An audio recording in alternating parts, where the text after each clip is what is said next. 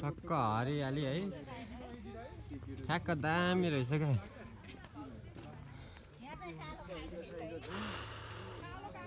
बल्ल आइपुग्यो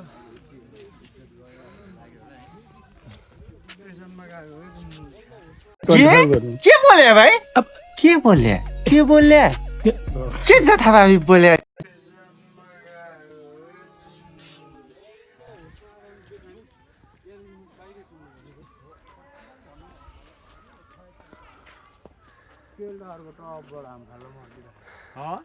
टपबाट हाम फाल्ने रे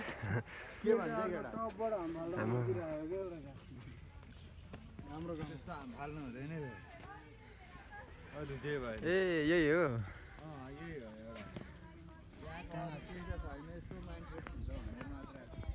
यसो कहिलेकाहीँ माइन्ड फ्रेस बनाउनु पर्यो नि त